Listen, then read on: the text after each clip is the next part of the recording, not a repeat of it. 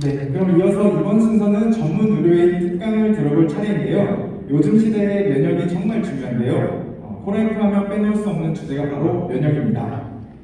트랜스퍼 팩터란 주제로 자세한 내용으로 특강을 해주실 특별한 분을 모시도록 하겠습니다. 서정숙 원장님을 무대 위로 모시겠습니다. 큰 박수로 환영해 주시길 바랍니다.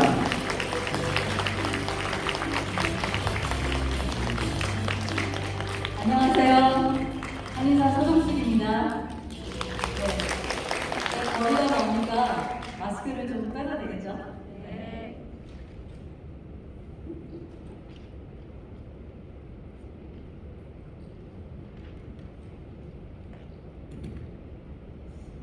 코로나로 힘드시죠? 네. 프라이프가 응원합니다. 지금 저는 아침에 이렇게 출근하고 있어요. 문이 안 닫혀요. 코로나로 인해가지고 5인 이상 집합 금지라고 할 때 정말 저는 속으로 웃었어요. 나는 어떡하라고. 따닥따닥 붙어가지고 이렇게 아침 저녁으로 출근하고 있는데 참 5인 이상 집합 금지라고 할 때 정말 좀 웃겼어요. 그리고 병원에서는 병원이기 때문에 하루 종일 마스크를 쓰고 다녀요. 이러다가 밤에 잘 때도 마스크 써야 되겠다. 샤워할 때도 방수 마스크 쓸 날이 오지 않을까. 이런 생각을 하게 되더라고요. 마스크를 벗으려면 백신을 맞아야 된대요. 그런데 이 백신을 맞는 것과 똑같은 효과가 바로 우리 코랄프 트랜스펙타 RG를 먹는 것입니다. 이 부분에 대해서 오늘 말씀드리려고 합니다. 그러려면 면역이 뭔지, 백신이 뭔지, 트랜스펙터가 뭔지를 아셔야 됩니다. 그래서 트랜스펙터 RG를 드셔야 됩니다. 결론은 뭐냐면 면역 체계입니다. 제가 바이러스가 오면서 지금 이렇게 됐어요. 바이러스로 코로나로 죽기 전에 다 굶어 죽게 생겼어요. 저도 이게 코로나 바이러스가 2025년까지 간다는 얘기를 듣고 저는 작년에 2020년 7월 작년에 20년 동안 한 자리에서 하던 한의원을 접고 바로 병원으로 들어갔어요. 제가 제 개인적으로는 직업의 사사구면을 옮겼어요. 자영업에서 직장인이에요. 근데 면역이 사회를 바꾼 것이 굉장히 많이 있습니다. 지금 학교 교육 환경이 너무 많이 바뀌었죠. 학교를 안 가고 지금 다 온라인으로 비대면으로 교육을 하고 있어요. 지금 이렇게 되면은 세계의 아주 유명한 대학의 강의도 그냥 집에 앉아서 강의를 듣는 시대가 현실화되고 있어요. 이런 그 글로벌 회의도 전 세계 회의도 다 줌으로 하고 있죠. 우리도 그렇게 줌으로 하고 있지 않습니까? 먼 이야기인 것 같은데 그것이 지금 우리가 당장 하고 있는 사회 변화가 됐습니다.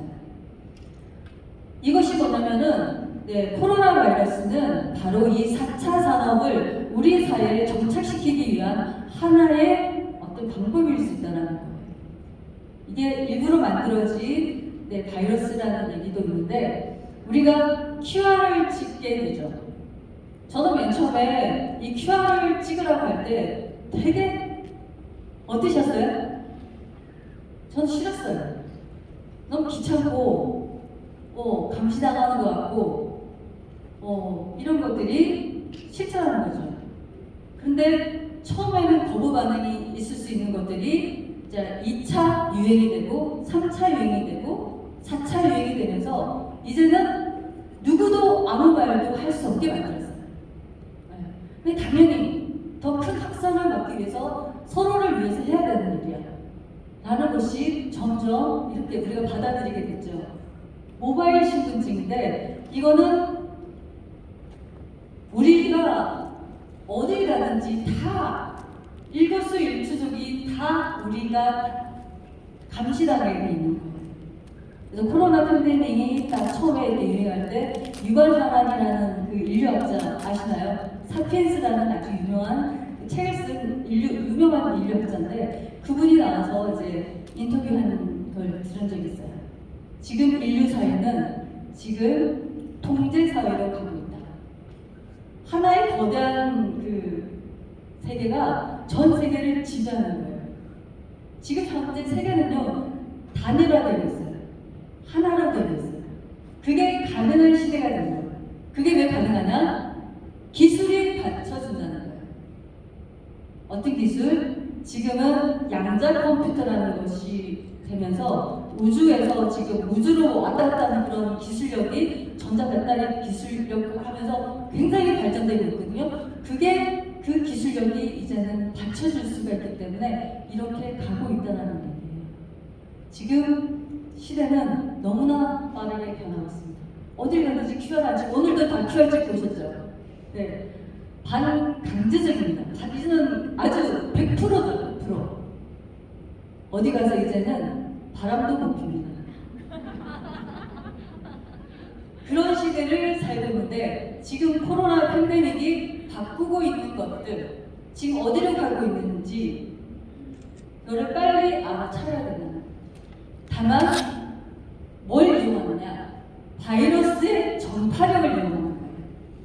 바이러스가 감염시키는 이 부실을 이용해가지고 사회가 어디로 가고 있냐면 자차 산업이 우리 사회에 안착시킬 수 있도록 하는 시대로 가고 있다는 거예요. 면역 얘기가 되면서 굉장히 좀 무서운 일이어야 되는 거죠. 이런 식으로 되면서 어디로 가야 되냐면 우리는 지금 그러면은 미래 사회 어떻게 살 것이냐, 무엇을 준비하고 어떻게 대응하고 살 것이냐 이런 것에 대한 이야기를 풀려가게 되는 거예요. 지금 우리는 자유의지가 아닌 의도하는 대로 지금 끌려가고 있습니다. 내가 의지하지 않는 곳으로 어디로 가고 있는지 빨리 알아차리셔야 되는 시대가 된 것입니다. 이 코로나 팬데믹이 인류 역사상 처음입니다.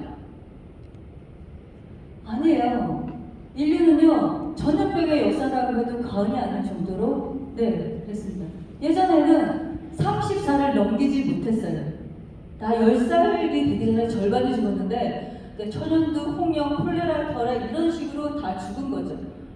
자, 1300년대는 패스트라는 병이 아시죠? 흑사병, 쥐가 옮기는 아주 유명한 이 패스트가 유럽의 3분의 1을 휩쓸었어요. 그때는 비행기도 없었는데 그때는 지금은 코로나는 그냥 감기예요. 그렇게 죽는 사람은 어차피 죽을 사람이 죽는 거예요. 근데 이때는 어마어마하게 죽은 거예요. 치사율이 지금보다 훨씬 높았죠. 왜? 그때는 이유를 알 수 없었기 때문에. 당연히 대책이 없죠. 17세기는 천연두로 이렇게 사람들이 하나의 종족 멸망할 정도로 천연두가 휩쓸었어요. 잉카 제국이 이 천연두로 없어졌어요. 인디안 종족을 어떻게 말살시켰냐면은 천연두가 걸린 환자가 쓰던 담요를 나눠줬어요. 정복할 때. 그러면서 그 천연두에 걸려가지고 인디안들이 멸망하도록 그런 미생물전을 이전에도 썼다는 거예요.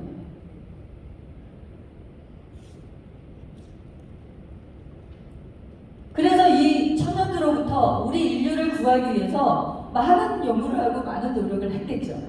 그래서 처음으로 만든 백신 개념을 만든 사람이 바로 이 에드워드 제너라는 사람입니다. 천연두가 휩쓸고 가면은 한 마을이 초토화돼요.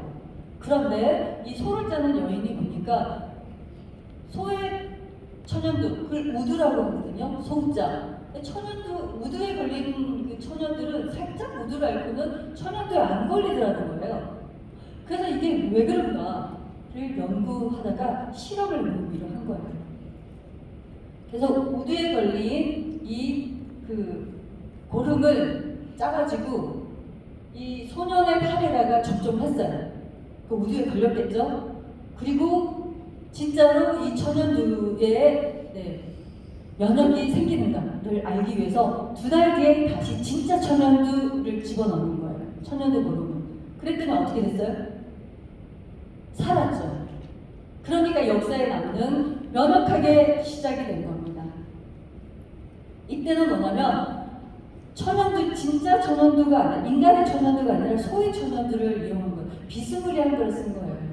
그래서 이것은 첫 번째로 백신의 개념을 만들었던 최초의 백신 개념을 만들었던 거고, 콜레라, 결핵 이런 것들이 많이 있었죠. 그 사이에 쭉 고생했습니다. 인간들이. 그러다가 사람들이 너무너무 많이 죽잖아요. 도대체 뭐 때문에 죽는 건지 알 수가 없어. 귀신의 장난인가? 귀신의 저주인가? 아니면 공기가 나빠서 그런가? 이런 거를 고민하면서 아마도 눈에 보이지 않는 조그만한 애들일 거야. 는 생각을 인간이 200년 동안 했어요. 생각만 했는데 드디어 알게 됐죠. 그게 현미경을 발명하면서부터 인간이 세균을 보기 시작한 거예요. 그러면서 콜레라균은 콜레라를 일으키는구나, 결핵균이 결핵을 일으키는구나, 이런 걸 알게 된 거예요. 그래서 병이 왜 생기는지 원인을 알게 됐어요. 여기까지가 이분의 굉장히 위대한 업적이죠. 이 병원균이 그 미생물이 병을 일으킨다라는 것을 알았는데, 우리가 그래서 이 병을 일으키는 나쁜 놈을 죽여야 돼. 그래서 막 죽이는 쪽으로 오다가 나중에 보니까 아니 이게 아닌가 봐요. 이렇게 된 거예요. 지금 뭐예요? 계속 균을 죽이고 막 살균하는 쪽으로만 있다 보니까 뭐 한 거예요? 우리가 우리 몸에 좋은 균까지 막 다 죽여버렸는 거예요. 그러면서 우리의 면역력이 확 떨어지는 거죠. 지금은 뭐냐면 우리 몸에는 인류가 만들어지면서부터 미생물이 수억 년 동안 우리 인간하고 같이 친구로 공생하면서 살았던 거예요. 그걸 알게 된 겁니다. 자, 여러분 손톱 한번 보세요. 손톱 사이즈 한번 보세요. 이 손톱 사이즈 만한 곳에 우리 미생물이 이 버터 발리듯이 쫙 발려져 있거든요. 몇 마리가 있는 줄 아세요? 10만 마리가 미생물을 이렇게 짜 있습니다, 지금. 그래서 뭐 하고 있어요? 1차 면역을 하고 있어요. 그래서 여기가 있으면서 균이 발려져 있어서 유산균이 좋은 분들은 상처가 나도 빨리 잘 안 물어요. 근데 얘가 피부가 이걸 딱 방어하고 있으니까 우리가 여기 공기 중에 떠다니고 있어도 이게 쉽게 침투하지 않는 거거든요. 그래서 우리가 칼이 비거나 상처가 나면은 이 상처로 인해서 쉽게 균이 침투하게 되는 거예요. 그래서 이 좋은 균들을 하기 위해서 우리가 뭐 하는 겁니까? 유산균 화장품도 바르고 막 발효 화장품 막 바르고 하는 이유가 다 그런 거예요. 발효 화장품을 왜 쓰느냐? 그거예요.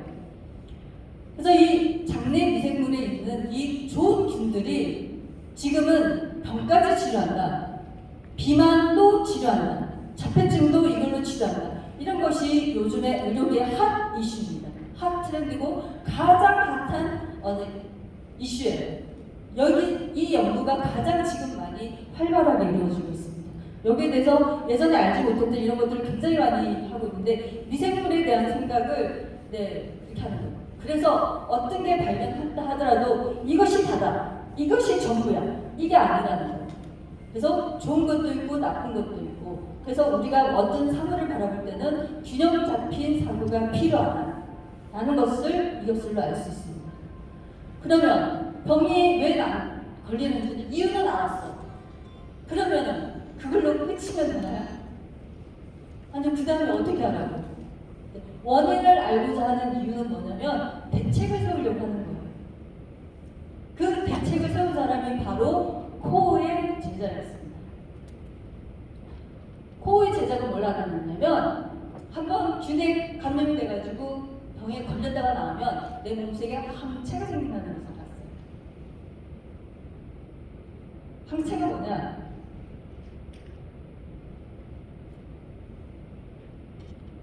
여러분 감기라는 영화 혹시 보셨나요? 코로나19 때문에 우리가 알게 된 영화가 뭐냐면 컨테이전이라는 영화가 지금 코로나19를 굉장히 유사하게 만들어진 20년대에 만들어진 그런 영화고 우리나라에서 만든 영화가 감기예요. 아주 대한민국을 초토화시키는 바이러스가 우리나라를 확 이렇게 휩쓸고 있었는데 수혜가 주인공이거든요. 근데 자기 자식이 그 바이러스에 걸렸어요. 근데 자식을 살리기 위해서 뭘 하냐면은 근데 그 바이러스에 걸려가지고 다 죽어가는데 그 중에서도 어떤 사람은 사는 사람이 있어요. 그런 사람이 있죠. 그 사람의 피를 얻기 위해서 사투를 걸려요. 왜 그러냐? 그 사람의 피는 그 바이러스에 걸렸다가 낳은 항체가 있기 때문에 그 항체를 얻기 위해서 막 사투를 걸리는 거예요. 그래서 그 피를 뽑아가지고 주사를 하는 거거든요. 그러면 그 자식이 사는 거죠. 그걸 우리가 쉽게 얘기하면 그 항체 치료에 대한 원리를 얘기를 들으면 뱀에 물리는 거예요.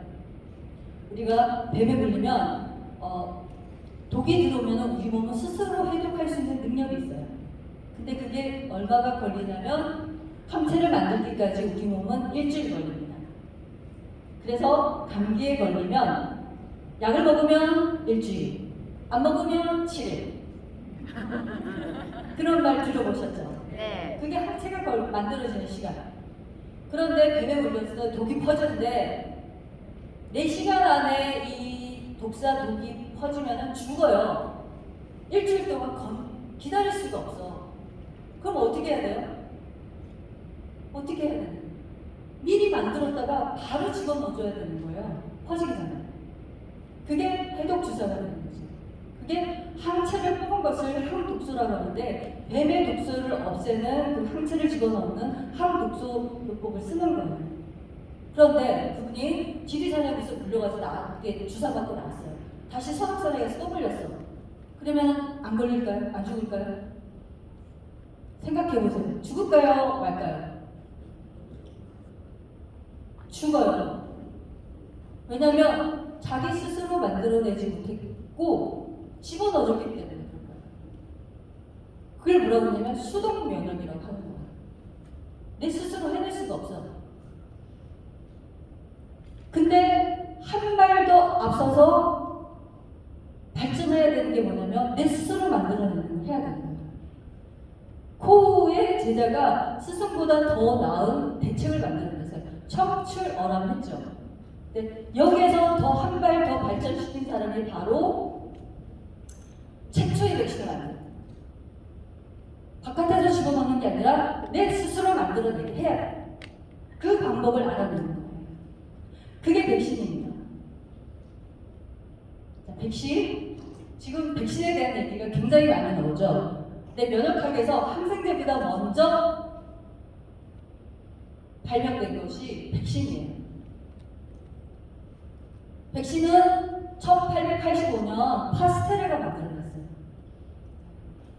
파스테르 최초의 백신 요법인데 이게 어떻게 만들어졌냐면 여러분 미친 개에 물리면 어떻게 되죠? 약이 없다고 그러죠? 그런 얘기 많이 하잖아요. 인간은 보고 미친 개에 물리면 약이 없으니까 피해야 된다고. 근데 진짜 그랬던 거예요. 그때는 광견병이라는 게 너무 무서웠어요. 그래서 어렸을 때 파스테르가 광견병에 물린 사람의 그 모습을 보고 너무나 충격에 빠진 나머지 이 광견병을 치료하기 위해서 막 이렇게 매진을 했던 거예요. 연구를 했던 거예요. 그래서 이제는 미생물이 보이기 시작했어요. 자, 현미경 때문에 보이기 시작했고 만지기 시작했어. 그래서 어떻게 했냐면 그 균을 뽑아가지고 하루 지나고 이틀 지나고 3일 지나고 일주일 지나고 한 달 지난 균들을 쭉 놔둬가지고 차례차례로 인간한테 접종해 보는 거예요. 그래서 이게 맞구나라는 것을 발견해가지고 미친 개에 물린 소년에게 주사해가지고 최초로 성공했던 거예요. 그게 최초의 백신의 시작입니다. 그건 뭡니까? 그러면서 예방접종이 시작된 거죠. 예방접종. 그래서 백신은 뭐냐면 치료가 아니라 예방입니다. 무서운 병이 오기 전에 내가 미리 준비를 해놓는 거예요. 백신은 뭐예요? 두 번 다시 없는 현상을 위해서 면역 기능에 기억을 집어넣는 거예요. 어떻게? 미리 살짝 맞아보는 거예요. 자꾸 맞다 보면 어떻게 돼요? 맷집이 생겨요.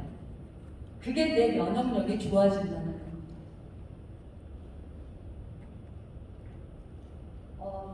나와야 되는데.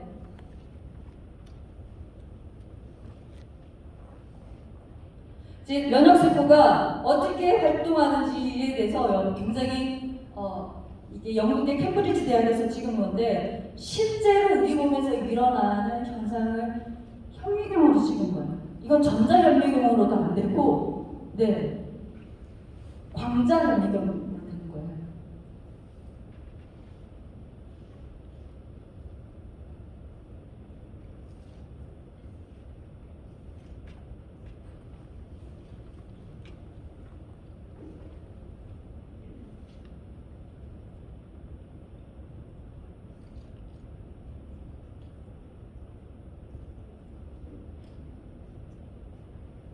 굉장히 보여주고 싶은 굉장히 귀한 자료인데 다음으로 넘어갈게요.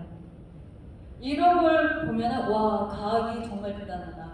네, 그걸 느껴요. 현미경이 발전이 되면서 우리가 세균을 발견했잖아요. 그러니까 과학과 의학은 어깨동무하고 같이 가는 겁니다. 혼자 발전할 수가 없어요. 그래서 이 과학이 발견한 건데, 그래서 항체를 우리가 알아냈잖아요. 그 제자가 이 항체를 만드는 애가 그러면 누구지? 라고 질문하는 거예요. 그럼 누가 만들까요? 그러면서 찾아낸 것이 B세포예요. 항체를 만드는 애는 B세포구나. 근데 이 바이러스는 뭐냐면 물속에 둥둥 떠다니는 것이 아니라 세포 속으로 쏙 숨어들어요. 그래서 감염된 세포를 찾아내기 위해서는 이 세포를 찾아내서 잡아먹는 애가 필요했어요. 그거를 이제 그런 것들을 해낼 수 있는 사람이 필요해요. 그래서 우리 몸이 만들어낸 기능이 뭐냐면 T세포예요. 도끼로 찍어 죽이는 거. T자. 네. 그러다가 이제 이 둘을 서로 도와주는 애가 필요할 거야. 라는 기발한 추측을 합니다. 그래서 계속 가설을 세우고 찾아내는 것이 바로 헬퍼 T세포인 거예요. 그러면 이 감염된 세포는 어떻게 찾아내지? 라고 궁금증이 생겨서 계속 찾다가 발견한 것이 NK세포예요. 이 NK세포는 1970년 중반이니까 발견한 지 얼마 안 된 거죠. 얼마 안 된 면역세포입니다. 근데 헬퍼 T세포가 B세포, T세포 이게 두 가지 길만 있는 줄 알았는데 두 길만 있는 줄 알았는데 최근에 또 뭐냐면 세 번째 길이 있다는 것을 또 발견하는 거예요. 이렇게 우리는 지금 알고 있는 게 다가 아니고 미지의 세계가 있어서 계속적으로 발견하고 내가 해결되지 않았던 이런 것들이 해나가는 거예요. 1910년도에는 메치니코프가 유산균 얘기만 하는 사람이 아니고요. 이 사람은 대식세포를 발견한 면역학자였어요. 그래서 대식세포가 우리 몸을 침입한 애들을 초반에 막 잡아먹는다는 것을 발견하게 된 거죠. 그러니까 나쁜 애들도 잡아먹고 우리 몸의 청소부예요. 네, 노폐물도 잡아먹고 죽은 세포도 잡아먹고. 그런데 이 세포가 우리 몸을 지키는 줄 알았는데 의료계가 충격에 빠진 사건이 있습니다. 왜냐하면 대식세포는 내 편인 줄 알았는데요. 얘가 적을 도와주기라는 거예요. 완전히 스파이가 돼가지고 완전 배신자가 돼가지고 적을 도와주게끔 하는 이 암세포를 도와주거나 다른 침입자를 도와주는 이 모습을 보고 의료계는 완전 충격에 빠진 거예요. 하면 네가 그럴 수 없나? 그러니까 면역이 어려운 거예요. 면역이 암세포가 걸리면은 지금 면역 항암제 이런 것들 원리 지금 여기 이 자리에 얘기하려니까 너무 많은 얘기가 돼서 빼먹었지만 이 면역 암에 걸리신 분들이 돈 많으신 분들이 면역이 좋다는 거 다 해봐도 안 되는 이유가 바로 이런 것들이에요. 그분들은 돈이 없어서 안 해보는 게 아니에요. 다 좋다는 거 다 아시는 거. 그런데도 안 돼. 그게 뭐냐면 면역세포가 우리를 다시 속이더라는 거예요. 면역세포가 오히려 암세포 편이야. 암세포가 더 퍼지도록 도와줘. 암세포가 잘 퍼지도록 길을 자기가 만들어주는 거예요. 아니 무슨 이런 일이 다 있어? 어떻게 네가 그렇게 할 수가 있어? 이런 것들이 최신의 연구에서는 굉장히 이게 멘붕에 빠지는 거야. 그러니까 이 면역이 어려운 거예요. 그러니까 보이는 게 다가 아니에요. 네 편일 거라고 절대 생각하면 안 돼. 네. 언제든지 나를 속일 수 있고 나는 관절자가 될 수가 있는 거예요. 언제든지 적의 스파이가 돼서 문을 열어줄 수가 있는 이런 게 된다는 거죠. 그게 진행이 되면서 나중에 항생제가 만들어집니다. 이 항생제는 어떻게 만들어졌냐면 1928년도에 만들어졌는데 이게 우연히 발견이 됐어요. 페니실린이 최초의 근데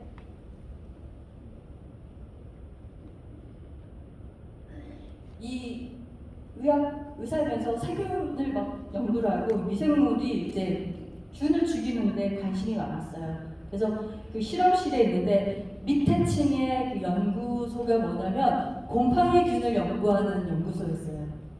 그 자기가 이제 세균을 이제 포도상구균 아시죠? 포도상구균 들어보셨어요? 감염을 일으키는 포도상구균을 이렇게 배양 접시에다가 딱 해놓고 깜빡하고 뚜껑을 안 닫고 휴가를 갔다 왔어요. 그랬더니 와서 보니까 이 포도상구균에 푸른 곰팡이가 앉아있는데 그 푸른 곰팡이 주변에는 그 균이 싹 사라진 거야.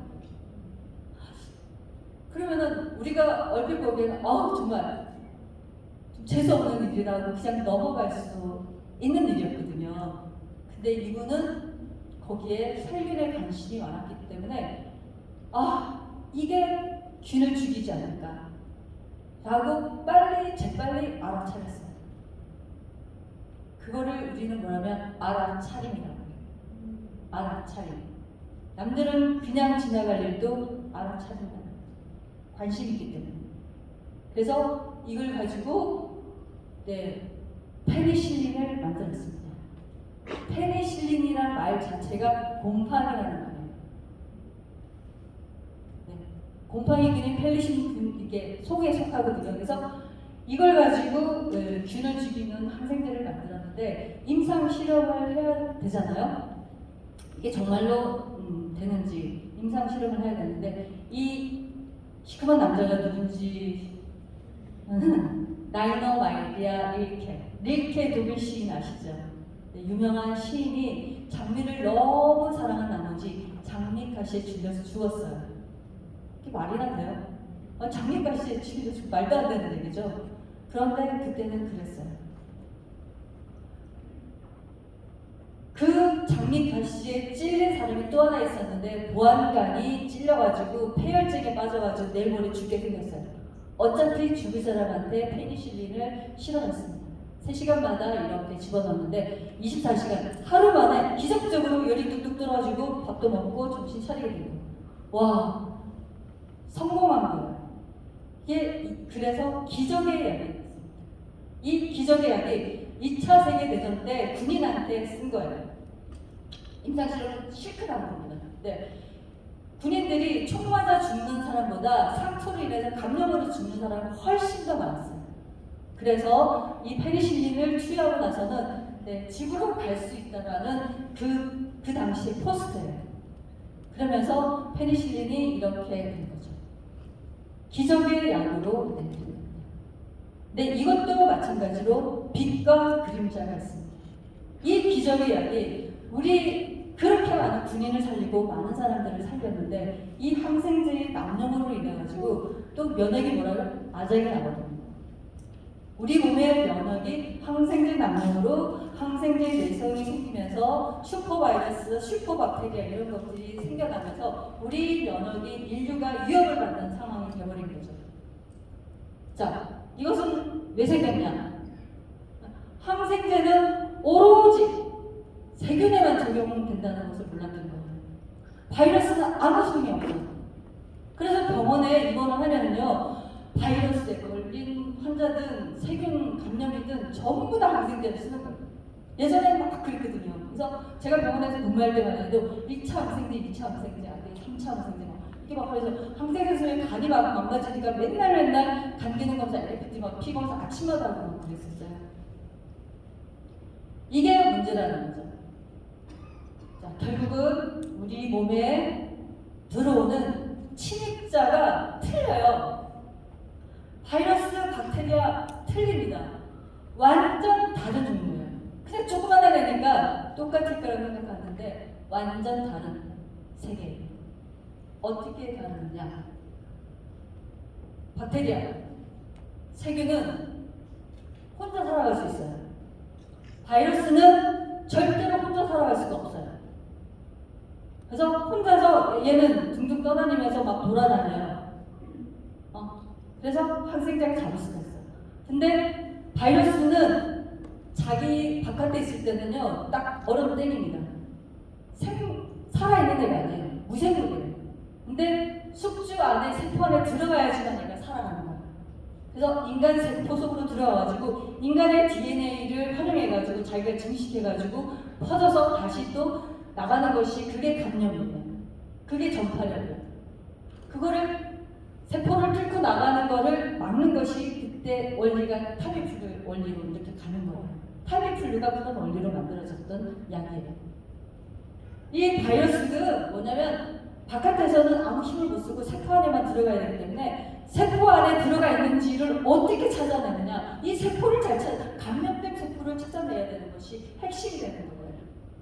그리고 바이러스는 DNA 바이러스, RNA 바이러스인데 RNA 바이러스는 DNA는 두 줄이지만 RNA는 한 줄이에요. 대부분은 한 줄은 자기가 한 줄이기 때문에 지맘대로 막 모양을 바꿀 수가 있어요.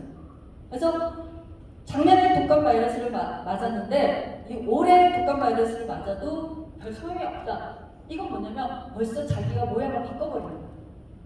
변이가 너무 쉽다는 거예요. 지금도 코로나 바이러스가 벌써 변이가 생겼다라고 하잖아요. 이미 지금 변이 바이러스가 다 전 세계적으로 퍼진 상태랍니다. 그런데 안 죽어요. 안 죽는 이유를 말씀드릴게요.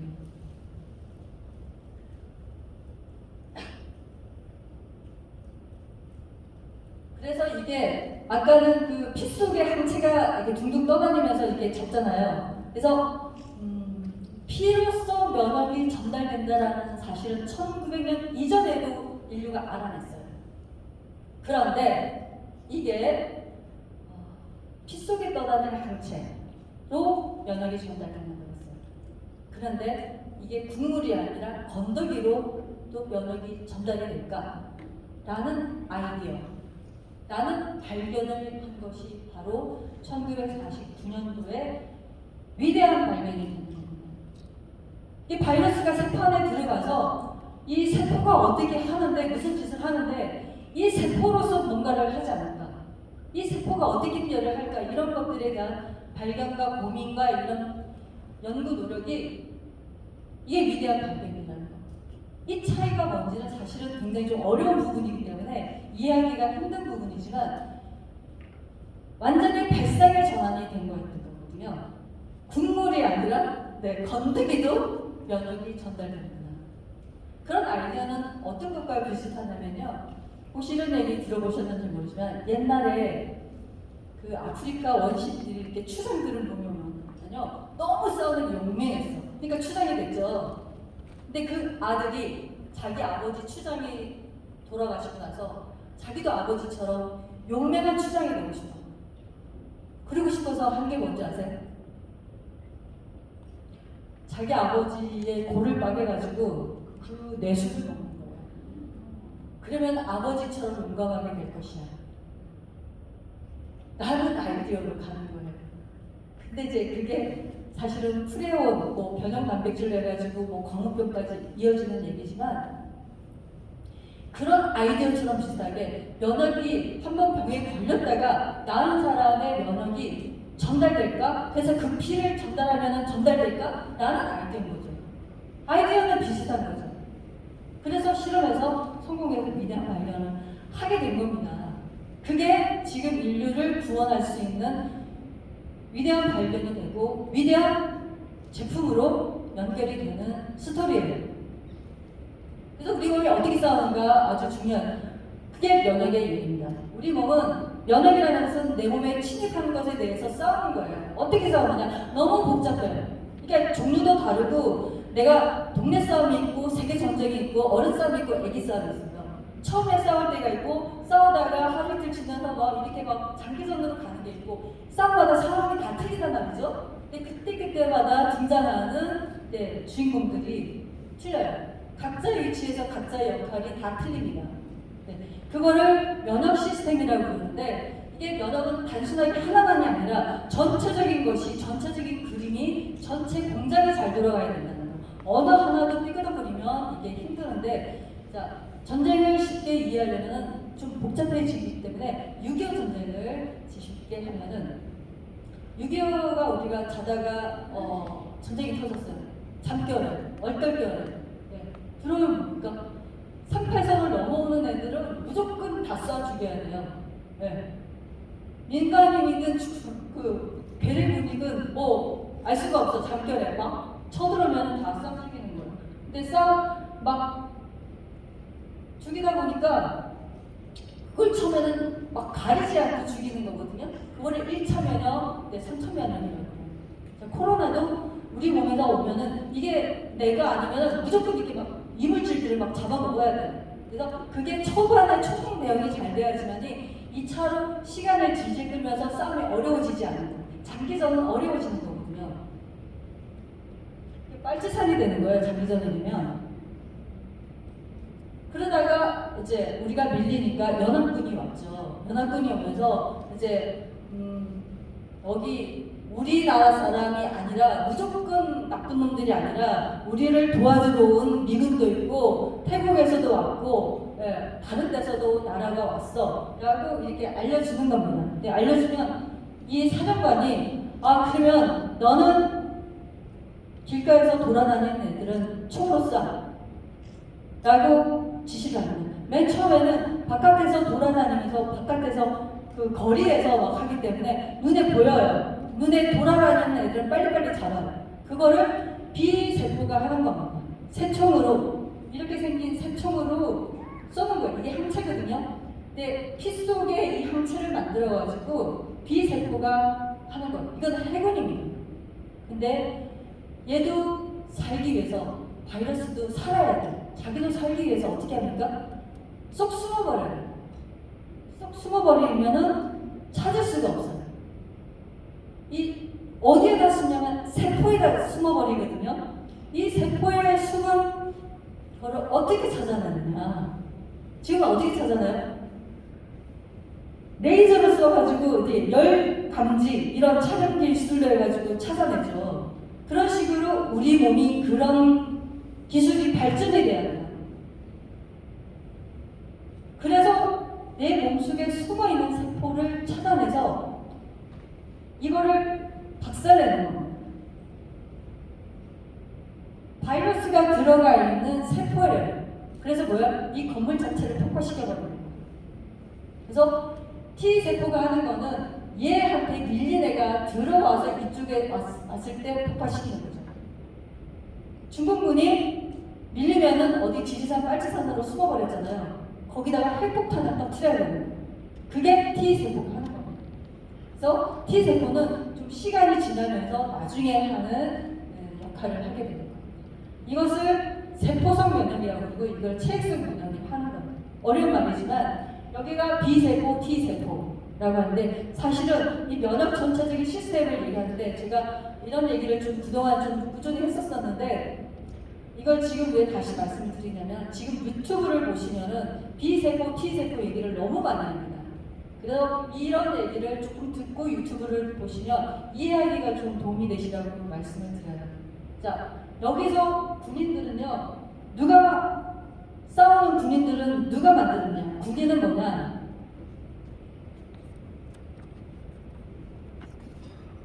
군인은 엄마가 뱃속에서 낳았어요. 근데 훈련을 어디서 받느냐? 훈련은 공익근무는 자기가 태어난 동네에서 받죠. 그게 B세포예요. 자, 우리 엄마 자궁이 어디냐면은 뼈의 골수예요. 골수에서 나와서 골수에서 자라면 공익근무 B세포, 본메로의 B를 까는 겁니다. 그다음에 얘네들이 특수부대, 특공대를 갔어요. 특전사로 갔을 때는 이 특공사 이렇게 사이버스, 특공대가 여기 흉선이거든요. 그래서 사이버스 바이러스의 T를 세가지고 T세포라고 하는 거예요. 그래서 훈련을 어디 받았느냐에 따라서 틀린 거예요. 그러니까 영어 이니셜을 써서 어렵지 사실은 한국말로 해석을 하면요 그냥 개성돼 안성돼 이런 식의 개념인 것 뿐이에요. 그래서 T세포, B세포 어려워하지 말고 그냥 개성돼 안성돼이구나. T세포는 도끼로 찍어 죽이는 어떤 그런 세포를 파괴해서 찔러 죽이야 되는 겁니다.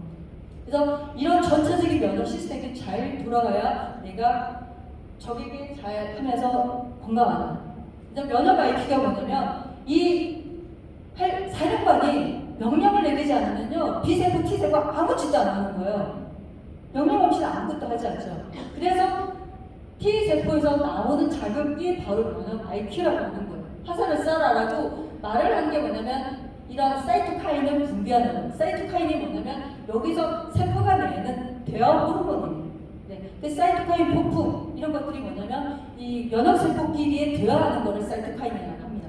네. 그래서 트랜스펙터는 뭐냐면 T세포, 트랜스펙터 두 개를 기억하셔야 되는데 이 T세포에서 만들어내는 애를 트랜스펙터라고 해요. 그러니 트랜스펙터가 얼마나 중요합니까? 면역세포에서 T세포가 제일 주인공이고 중요한 사령관이거든요. 근데 거기에서 만들어내는 애가 트랜스펙터예요. 근데 이 특공대 여기 흉선에서 만든 흉선 사이머스 T의 사이머스의 T인데 얘가 어릴 때는 이렇게 큰데 나이가 들면서 점점 쪼그라드는 거예요. 자, 20살이 되면 절반으로 줄어들어요. 50대가 되면 완전히 문단어요. 네, 여기 사관학교인데 사관학교에서 교육을 받고 나와야 되는데 이 사관학교 졸업하는 확률이 몇 %인 줄 아세요? 입학은 100명이 하는데 졸업은 3명만 해요. 아주 혹독한 훈련을 받는데 여기서 띨띨한 애가 뒷문으로 나와가지고 막 돌아다니잖아요. 그게 자가면역질환이에요. 그래서 우리가 나이가 들면은 이게 50이 되면 문을 닫아버리기 때문에 면역세포가 가서 교육을 받을 데가 없어. 그러니까 50 이상이 되면은 암도 피크를 팍 치고요. 대사질환 다 50 이하 병들이 팍팍 생기는 거예요. 그래서 우리가 면역이 공부를 하지 못하면 띨띨한 바보가 되죠. 그래가지고 우리가 병들이 생기는 겁니다. 그래서 뭐 해야 되냐? 이 T세포에서 나오는 T세포에서 나오는 이 트랜스펙터를 대신 먹어줘야 되는 거예요. 왜 트랜스펙터를 먹어야 되느냐? 흉성학교가 문을 닫았기 때문에 과외시켜주는 것이 트랜스펙터 먹는 겁니다. 그럼 왜 평생 먹으라고 한 번 먹으면 되지? 여러분, 백혈구도요 생로병사가 있어요. 여러분의 모든 세포는 다 생로병사를 해서 만들어졌다, 없어졌다 이렇게 재생하거든요. 생로병사를 길어봤자 6개월 하는 거예요. 6개월 지나면 다시 군인들도 1년, 2년이면 다 제대하잖아요. 다시 새로운 병사들을 계속 교육시켜야 되는 거예요. 그래서 트랜스펙터를 평생 드셔야 되는 거예요. 똑똑한 면역을 주기 위해서. 자, 코로나 변이 바이러스가 생겼는데 이것이 그러면 백신 맞는 거 아무 소용 없는가 하면 변이는 뭐냐면은 이 코로나 바이러스의 이 무들투들한 부분을 스파이크 단백질이라고 하거든요. 근데 이걸 빨래집게처럼 꼭 집어넣으면 여기가 세포 안에 못 들어가게 하는 거예요. 근데 얘 부분을 얘 부분이 모양이 틀려져 버려요. 근데 소용이 없어요. 그러면 세포 안으로 쏙 들어가겠죠. 그러면 항체를 만들어내는 B세포는 소용이 없어요. 그런데 그럼에도 불구하고 유효하다는 것은 뭐냐면 T세포는 역할을 한다는 거예요. T세포는 바이러스 여기저기를 막 타겟으로 해가지고 딱 해서 똘똘하게 감염된 세포를 딱딱 집어넣을 수 있다는 거예요. 자, 최악의 경우 전파하는 전염력은 막을 수는 없지만 사람이 죽을 수 있는 치사율을 맞춰준다는 거예요. 그래서 백신을 맞으라고 막 많이 나오고 있더라고요. 근데 백신을 맞는 효과가 뭐다? 여러분 오늘 알고 가셔야 되는 건 T세포 이거를 트랜스펙터. T세포가 중요한 역할을 한다. 변이가 생겨도 T세포는 역할을 한다. 이것만 알고 가셔도 좋을 것 같습니다. 그래서 최상의 면허 시스템을 보충하는 공급업체로 2019년, 2020년도에 인정받았습니다. 우리 스스로 좋다는 것은 아무 소용없어요. 누구나 다 그러죠. 근데 남들이 나를 인정해줘야 돼. 미국 내 최고는 세계 최고입니다. 코로나 팬데믹 시대에 면역 하나만 아니라 면역은 뭐라고 그랬습니까? 면역은 체계예요. 시스템이에요. 전체적인 작동이 잘 돼야 돼요. 어느 하나만 좋다고 해서 되는 게 아니에요. 너무너무 복잡한 시스템이기 때문에 이 전체적인 시스템이 최고다 인정받아야 됩니다. 이것도 안 되네요.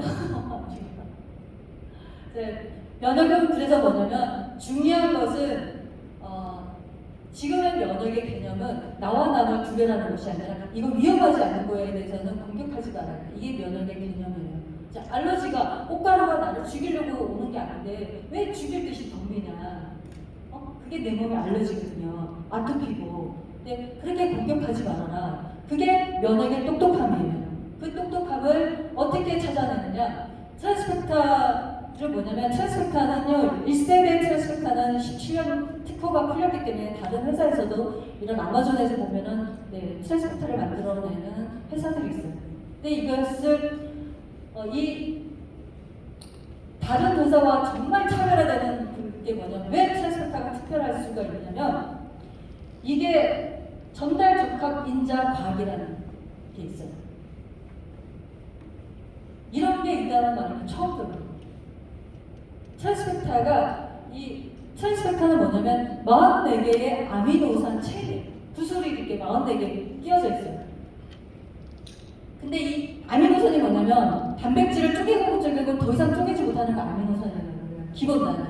그게 44개가 연결되어 있는 건데 이 아미노산이 어떤 종류로 어떤 순서로 되어 있는지 이거를 찾아내고요. 그 다음에 이 아미노산 체인이 10개 붙을 수 있고 40개 붙을 수 있고 4,000개 붙을 수 있는 이런 것들을 그 사이즈로 구별해낼 수가 있어요. 이게 뭐예요? 분자 단위 연구가 있어요. 그리고 화학적인 지문을 이용한다는 거예요. 그게 뭐냐면 단백질 유전 정보학이에요. 프로테오믹스라는 용어인데 저는 이거 공부하면서 처음 들어봤어요. 야, 포라이파이면 내가 정말 유식해지는구나. 듣도 보도 못한 이 최신 정보를 알게 되네. 이게 뭔지 찾아봤더니 뭐냐면 요즘 저는 최신 운동분들은 지문으로 인식하잖아요. 지문 인식. 지문 인식은 최신 과학이에요. 그거를 화학적인 지문 인식을 프로테오믹스라고 하는 거예요. 단백질 유전 정보. 그 기술로 트랜스펙타를 구별해내고 추출하는 거예요. 이거는 세계 어느 회사도 흉내낼 수 없는 기술이에요.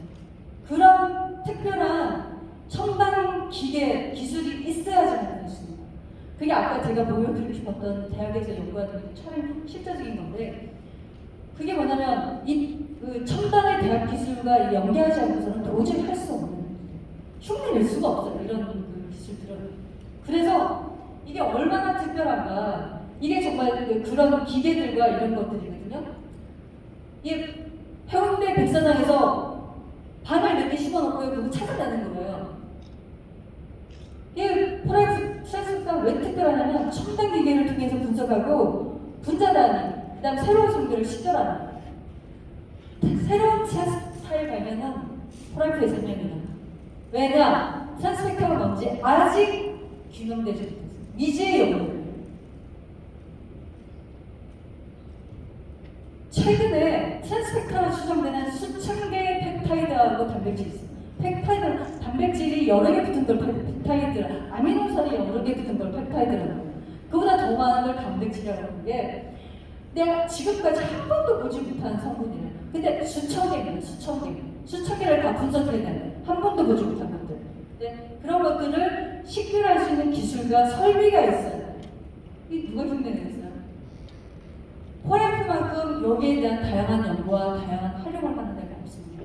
그런 다양한 활용 중에 하나가 바로 홍삼을 이용한 트랜스펙타 RG 제품으로 나온 것이죠. 그래서 똑똑한 면역 트랜스펙타는 뭐냐? 인식하고 반응하고 기억한다. 그걸 어떻게 증명해? 그걸 다 실험했어요. 그냥 하는 말이 아니에요. 자, 이거는 미국의 FDA PA가 승인한 방식으로 실험하는 거예요. 자, 논문을 쓸 때 어떤 방식으로 누가 했어? 이런 거 따지는 거예요. 실제적으로 하시는 분들. 네. 누가 아무렇게나 해가지고 뭐 추천하고 누구나 할 수 있는 거거든요. 근데 공식적으로 인정받을 수 있는 실험 기술. 그러니까 PHA라는 뭐냐면 내 거는 아니지만 위험하지 않은 물질이야. 그런 처리를 한 것을 PHA라고 하는 거예요. 그랬을 때 트랜스포터를 먹고 나서 어떻게 반응하느냐. 그래서 알러지처럼 확 하는 게 아니라 얘는 나한테 위험하지 않으니까 가만히 있어. 조용히 있으면 돼. 라고 하는 이런 걸 하는 거예요. 그게 쭉 나와 있습니다. 이게 똑똑한 면역입니다. 이게 중요한 거예요. 이게 내 엄마하고 아빠하고 결혼을 해서 아기가 생겼어요. 그래 내 세포가 아니에요. 그럼 죽여야 되나요? 아니잖아요. 얼마나 귀중한 생명인데. 그러니까 위험하지 않아. 내 새끼는 내가 보호해야 돼. 자, 인류가 만들어지면서 트랜스펙터가 왜 만들어졌을까요? 왜 신의 조화는 인간의 몸에다가 트랜스펙터를 만들어놨을까? 왜 그런 거를 만들어놨지? 아기는요, 갓 태어나면은 한 번도 감기 바이러스, 코로나 바이러스 뭐 이런 거 접해본 적이 없어요. 그러면은 무방비 상태야. 그럼 아기가 태어나자마자 죽어버려야 되나? 그래서 엄마가 그동안 겪었던 모든 정보를 트랜스포터를 통해 가지고 애한테 주는 거예요. 그게 트랜스포터예요. 그게 처음에는 초연에 있다는 줄 알다가 피 속에 있다는 것을 발견하게 된 것이 포랄프의 트랜스포터의 역사의 시작이죠. 근데 정말 필요한 거죠.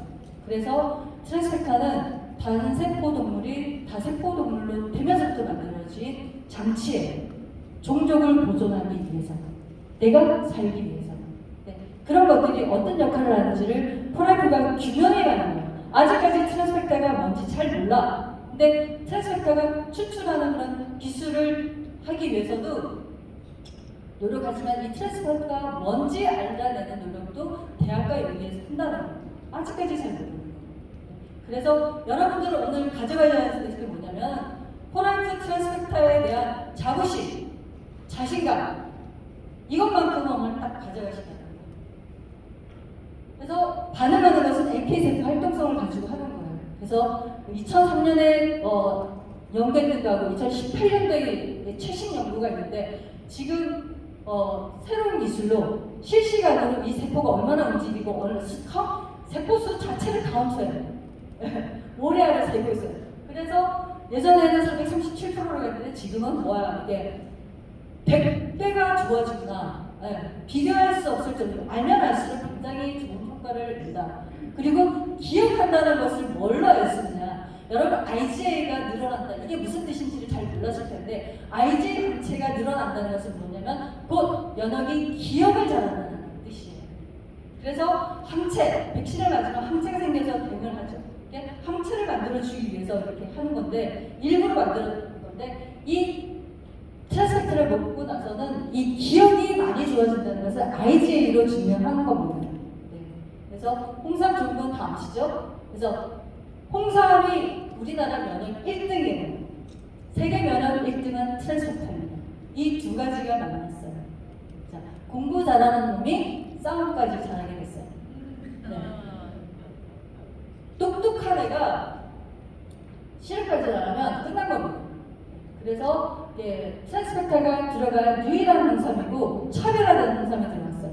그리고 철저하고 안전하게 만들어진 거고 하루 한 번 드시면 됩니다. 이걸로 다 끝났는데 좀 구체적으로 홍삼이 뭔지에 대해서 좀 한약적으로 좀 말씀을 드리면 여러분들 트랜스펙터는 모르지만 홍삼은 다 알아요. 그래서 제품을 전달하시기 쉬우라고 이 홍삼을 앞세워서 홍삼 트랜스펙터랑 같이 우리가 제품을 전달하면서 면역을 전달하고 트랜스펙터를 전달하시게 되는 겁니다. 홍삼은 뭐냐면 홍삼 뭔지 아시죠? 수성을 쪄서 말린 거예요. 왜 이런 짓을 했을까? 우리가 캐가지고 말리지 않은 거를 이렇게 수삼이라고 하는데 왜 그러냐면 인삼을 찌면은요 화학적인 구조의 변화가 일어나요. 원래 인삼은 열이 많기 때문에 열이 많은 체질에는 쓰면 안 돼요. 그래서 우리가 소양인 그 체질에는 인삼을 잘 쓰지 않거든요. 왜냐면 열이 많은 사람한테 인삼 쓰면 머리가 아프고 혈압이 올라요. 더 막 이렇게 사이드가 나기 때문에 대부분 안 써요. 애들한테도 인삼 쓰지 않아요. 네, 열이 많은 체질이기 때문에 땀이 더 뻘뻘 나고 막 이래서 인삼을 쓰지 않는데 인삼을 써버리면 이게 열이 많이 오르는 걸 확 줄여주는 거예요. 그리고 인삼의 좋은 성분이 더 흡수가 잘 되게 돼요. 그래서 예전에는 인삼이 뭐 이렇게 쉽게 상하기 때문에 쪄서 이렇게 했다고 그러는데 제가 보기에는 그것보다는 이게 더 맞는 것 같아요. 근데 인삼을 유통 보관하기 위해서는 말려도 됩니다. 고려 인삼은 다 말려가지고 우리가 예전에 다 끓여 먹었잖아요. 네, 건삼으로 이렇게 해도 유통은 할 수가 있지만 홍삼을 하는 이유는 뭐냐면 우리가 한의원에서 이제 한약을 쓸 때도 홍삼을 인삼이 잘 맞지 않을 것 같은 사람한테는 홍삼을 드려요. 왜냐하면 그게 더 순환해가지고 효과는 더 좋으면서 사이드는 줄여주기 때문에. 이걸 인삼을 쪄버리면은 수성에는 어두나 약한 성분들이 10가지 성분이 훨씬 더 많아진대요. 그거를 다당차라고 하고 그리고 인삼하면 사포닌하고 딱 각인돼 있는데 진생을 써야 되는 거야. 그거를 사포닌이라는 것은 다른 식물에도 여러 군데도 있는데 인삼하면 특별히 있는 사포닌을 진세노사이드라고 따로 불러서 명명하게 되는 겁니다. 그 진세노사이드에서 3가지 종류가 있는데 삼형제가 있는데 그 삼형제 중에서도 첫 번째, 두 번째 형제는 머리를 좋게 해요. 근데 세 번째 형제는 인삼에는 없고 홍삼에만 많아지는 거예요. 근데 이 홍삼의 그 역할을 보면은 트랜스포터의 기능하고 너무 달라서요. 트랜스포터 안에를 다 버리는 거예요. 근데 홍삼의 NK 올리는 거 보면 20% 우리는 437% 이렇게 하지만 면역에 기억을 주는 것 빼놓고는 다 하는 것 같아요. 이런 것들이 있는데 우리가 진세노사이드가 2.5mg 이상이 돼야지만 건강기능식품으로 허락을 받는데 우리 제품은 뭐냐면 10mg이 들어갔어요. 그리고 홍삼 제품을 선택할 때는 진세노사이드가 중요하다고 해서 그 함량만 찾아봐서는 안 된다는 거예요. 그 함량만 강조하는 제품보다는 이 여러 가지가 다 골고루 섞어서 서로 상호작용을 잘 이뤄서 시너지를 일으키는 제품을 써야 된다. 그게 건강기능식품인지 인정받은 제품을 쓰는 것이 좋다라고 하는 거예요. 그래서 인삼의 사포닌만 좋다고 해서 사포닌만 딱 뽑아가지고 이렇게 약처럼 쓰면 될 거 아니야라고 해서 이렇게 하는데 우리가 한의원을 하거나 한의학을 할 때도 그거는 아니다라는 것을 예전부터 우리는 알고 있었거든요. 얘만 하는 게 아니라 그 인삼의 다른 애들이 같이 있기 때문에 좋은 역할을 하는 것이다. 그것만 딱 달랑 뽑아가지고 쓰는 거는 아니다 이렇게 알았거든요. 근데 우리 제품 보면은 다 5가지 들어가 있잖아요. 이거 여기 보면은 10점 내부탕이거든요. 이 혀를 좋게 하고 귀를 돌리면서 하는데 이 트랜스펙터가 들어가 있으면서 이렇게 하니까 좋을 수밖에 없죠. 그래서 식약처에서 5개의 기능을 인정받는 것을 굉장히 대단합니다. 자, 우리가 은행잎이 그 혈액순환을 시켜주고 기억력을 개선하는 2가지 기능으로 인정받아야 돼서 오 대단해 라고 할 때 TF4이라든지 이런 걸 할 때 좀 대단하다고 생각했었거든요. 근데 이걸 5개나 인정을 동시에 받았네요. 근데 홍삼이 그만큼 인삼은 전 세계적으로 연구가 가장 많이 되어 있는 식품 중에 하나입니다. 네. 그래서 인삼의 몸통에 다단체가 많이 있는데 이것을 7대3으로 하는 거예요. 우리가 인삼이랑 비슷하게 생긴 게 뭐냐? 당기도 몸통이 있고 꼬리가 있거든요. 왜 인삼이에요? 사람처럼 생겼다고 해서 인삼이에요. 인삼. 붉게 생겼다 해서 인삼. 찌니까. 자, 근데 생긴 대로 그 역할이 놀아요. 생긴 대로 논다. 라는 말이에요. 네. 생긴 모양이 다르면 하는 역할이 달라요. 가늘면은 가는 데 가서 역할을 해요. 굵으면은 굵은 데 가서 굵직하게 해요. 그래서 이런 것들이 적절하게 조화가 이루어지는 것이 중요하다. 6년근 홍삼이 제일 좋은 거, 6년근 인삼이 제일 좋은 거 아시죠? 더 이상은 없어요. 네. 그래서 프라이프가 만들면 믿을 수 있습니다. 그리고 면역에 대한 자신감이라고 저는 한마디로 정의하고 싶어요. 네. 다시 한번 면역을 정리를 하면은 외부에 침입한 신자와 변형된 세포, 그게 뭡니까? 암세포. 이런 것들을 잘 찾아내서 빨리빨리 제거해줘야 돼요. 그게 면역력. 그것을 가장 잘할 수 있는 면역은 코라이프입니다. 감사합니다. 네, 좋은 강의 해주시는 이수 동료에게 다시 한번 큰 박수 부탁드리겠습니다. 지금부터 휴식 시간을 갖고 3시 50분에 다시 찾아뵙도록 하겠습니다. 휴식 시간 중에도 반드시 마스크를 착용해 주시기 바랍니다. 감사합니다.